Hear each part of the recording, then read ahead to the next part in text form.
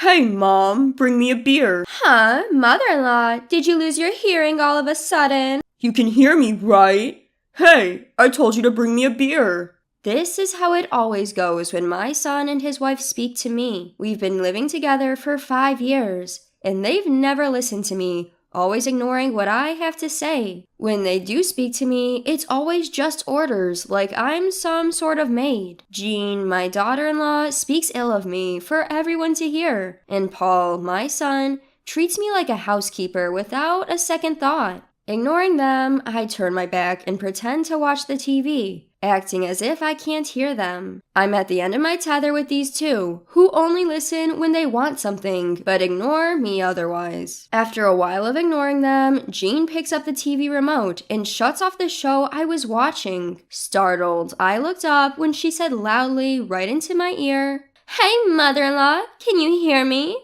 Make sure you prepare Paul's lunch tomorrow, got it?" Her voice was so loud that it made my ears ring, and I involuntarily grimaced. Seeing this, my daughter-in-law laughed, saying, "Seems like you heard it," and left the living room with my son. Wouldn't she at least try to be a bit more considerate, since I am, after all, her husband's mother, and she relies on me on a daily basis? That's what I thought. But judging from my son's attitude, I'm probably nothing more than a housemaid in her eyes. In the end, there was no apology from the two of them, nor did I feel any consideration towards me. Feeling frustrated, I sent an email to my husband and decided to leave the house. My name is Karen. I will be turning 72 this year. 5 years ago, my son and his wife asked if they could live with me because they were worried about the future and wanted to save money. Ever since then, we have been living together as two families under one roof. If you live with us, you'll feel safer, right, Mom? You might be right.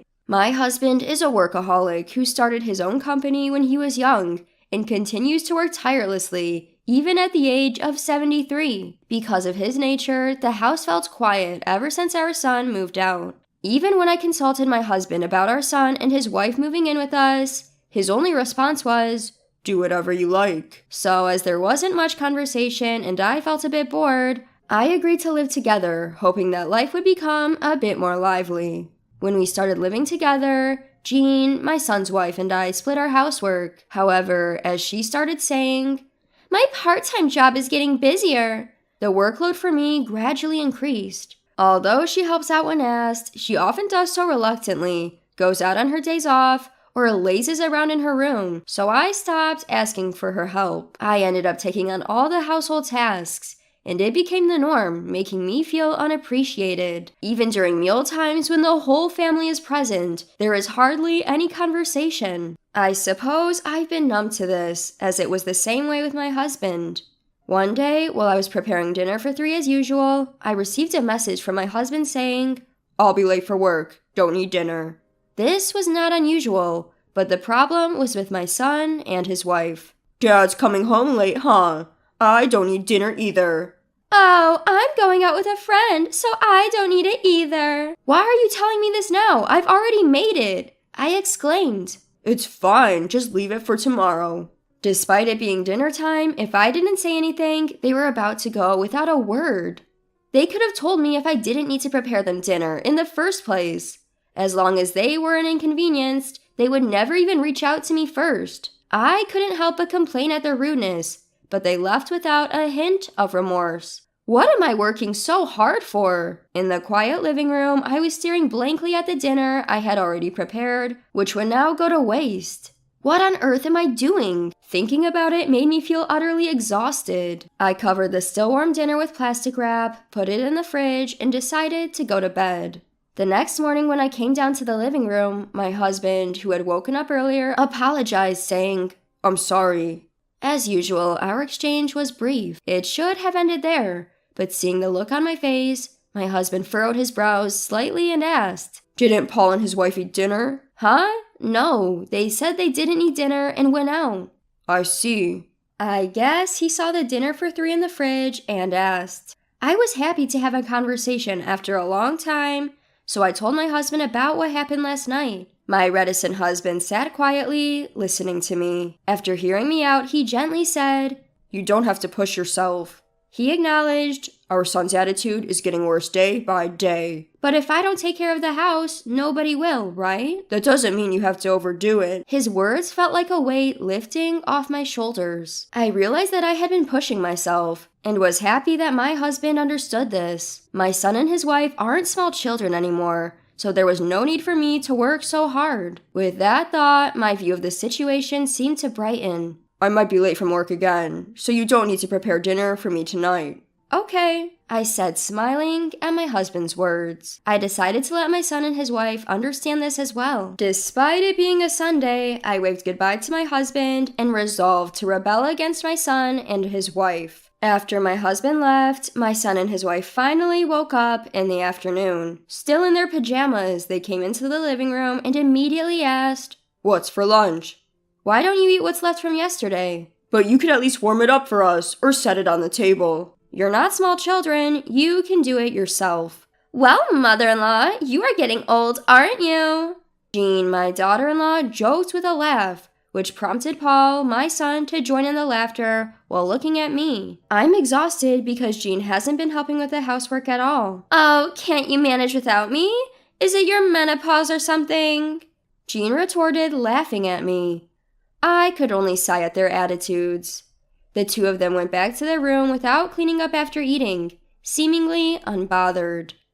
As expected, my husband didn't return until late that night. Since I didn't need to prepare dinner for my husband, I bought myself a ready-made meal from the supermarket. "Huh, Mom? What are you eating?" "Ready-made food." "What about dinner?" "I don't know." "Mother-in-law, what are you thinking? Have you forgotten about your family?" I wondered if Jean was incapable of having a conversation without throwing in some barb. I decided to ignore my daughter-in-law, which seemed to quiet Paul down. However, he quickly picked up his phone and started complaining again. "You don't work, Mom. You should at least take care of the house." I thought that since it was their day off, they could prepare their own meals for once. As I thought this, they decided to order a delivery. "Give us the money later," Paul said, which made me lose my patience. Since they wanted to save, I agreed to not let them pay our living expense, and I never bothered them about it. But I never imagined them to take advantage of me like this. I decided to ignore them completely, not providing any services to my son and daughter-in-law who showed such disrespect. "Hey, Mom, beer." "Oh, has mother-in-law suddenly gone deaf?" "You can hear us, right? We're asking for beer," Paul demanded, while Jean kept on making snide remarks, and Paul talked to me like I was their housemaid.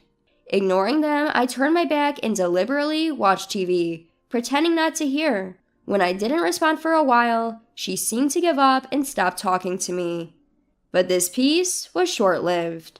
Before I knew it, my daughter-in-law, who had come up behind me, picked up the TV remote and turned off the TV. Startled, I looked up, only for her to shout into my ear, "Hey, mother-in-law, can you hear me? Make sure to prepare lunch for Paul tomorrow, okay?" Her voice was so loud that it hurt my ears, making me wince involuntarily.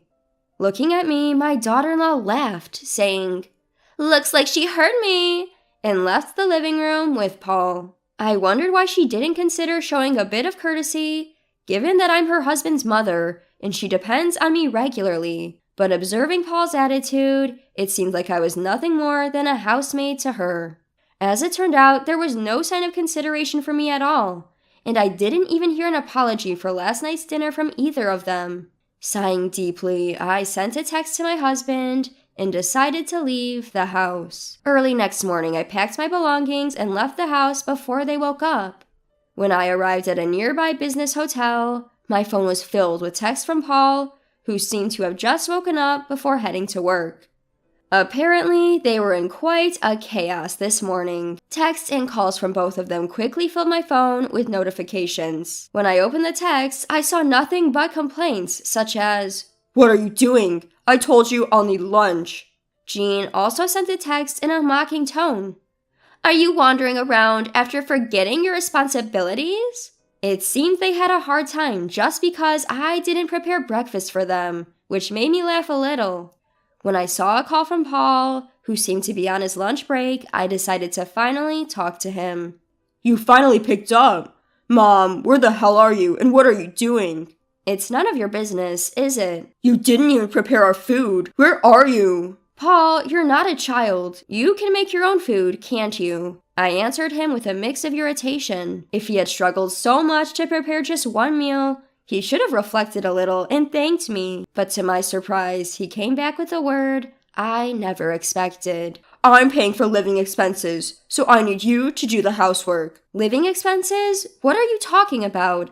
I never received such a thing. Huh? Why not? Jean should have been giving it to you every month, so don't lie. Paul insisted that he was paying me living expenses. I've never received anything of the sort, and when I truthfully denied it, Paul started calling me a liar. The truth is, my husband covers all of their living expenses, including their food expenses. Even after repeatedly saying this, Paul refused to believe me. I could hear Jean in the background saying, "You're probably just playing dumb and spending it for yourself." Unable to continue the conversation, I cut them off and said, "I don't know what I don't know, and I don't plan to come home for a while." Why not? What are we supposed to do for food? Figure it out yourselves. Bye now. I hung up the phone and let out another big sigh. Why do they believe they're not in the wrong, even after all this? I didn't understand what Paul was talking about earlier when he mentioned about our living expenses. This situation improved about a week after I left the house. My husband, who had come to check on me, apparently talked to Paul and Jean, and their text suddenly became more respectful and submissive.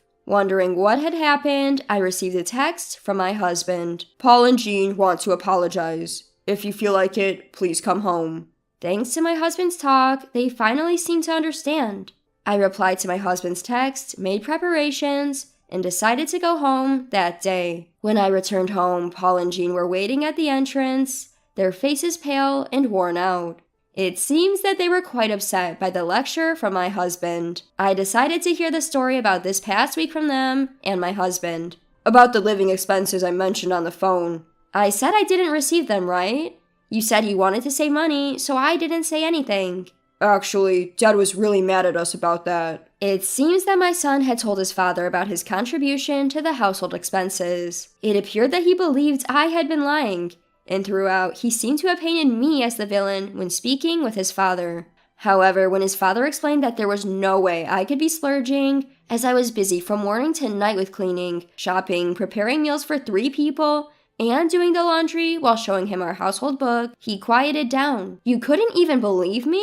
But Jean kept saying that she was giving you the money. So what happened to your living expenses? I was using them. From my son's perspective, he was definitely paying the money, so he must have been baffled that the money was not reaching me. It seems that my husband and son confronted Jean and made her confess. At first, Jean was playing dumb, but when my husband started yelling at her, she finally confessed everything. I was shocked to hear this, as I had never seen my husband yell before.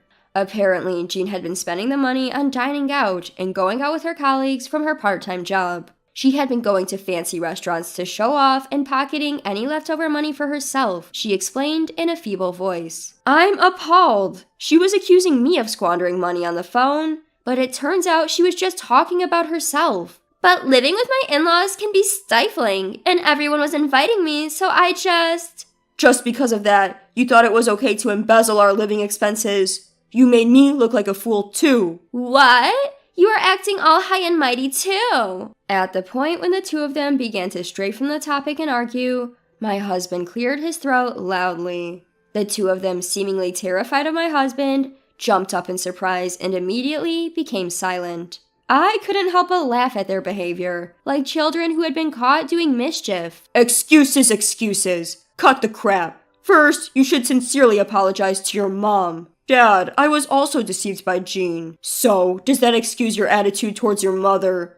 Neither of you has apologized to her since she returned. I'm sorry. I'm sorry. Finally, the two of them bowed their heads to me. Still, my son was making excuses, saying that he had been taking it easy because it was his home. I've been getting busy at work, and I just wanted to relax at home. So what about your mother, who is being taken for granted and mocked by her big son and his wife even at her own home? My husband's words cut through my son's excuses, leaving him speechless.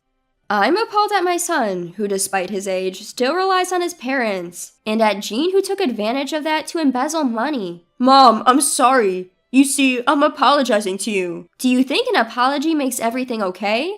Please reflect on yourself a bit. The two of them thought that bowing their heads to me would resolve everything smoothly, and they were flustered by my words and tried to make excuses. But I could see through their scheme, and I shook my head. Whether you contribute to the living expenses or not, I can't overlook that attitude. You have to learn to be more grateful. But aren't you worried about your future too, mother-in-law? Yes, I'm full of worries about relying on people like you. How can you talk to us like that? You splurged our living expense out of stress from living with us. I can't have someone like you stay with us any longer. The two of them finally quieted down, realizing that I was not willing to listen anymore. They need to learn once again how rude their actions were while living together as a couple. Later, we managed to have them move out. In the days that followed, Jean, my son's wife, started to come to our house occasionally to learn household chores from me. She continually vented about how my son Paul did not lift a finger to help with any housework. As she had always been showing off to her colleagues, I assumed she couldn't complain to anyone else now. I now understand just how much I relied on you, Karen. Indeed. And yet, you had the audacity to accuse me of being deaf and squandering money. Being no longer able to live with us and having lost the pocket money she freely used before, plus having her part-time wages limited to make up for the money she previously misused, Jean fervently complained about her now austere life. But however I listened, all I could think was that she was just reaping what she had sown. As for Paul, he started to bring home delicious snacks as gifts from time to time, as if making up for his previous lack of consideration, which he still mentioned occasionally. I've always known he wasn't the most articulate and was primarily focused on work. Nevertheless, I was touched by the fact that he recognized my hard work during our discussions with Paul and Jean. Thanks for your hard work, honey. I appreciate it. I'm glad that I can talk to my husband like this again. I deeply feel the truth in the saying, after a storm comes a calm. Regardless of how it started, I'm now leading a life that is calmer and happier than before.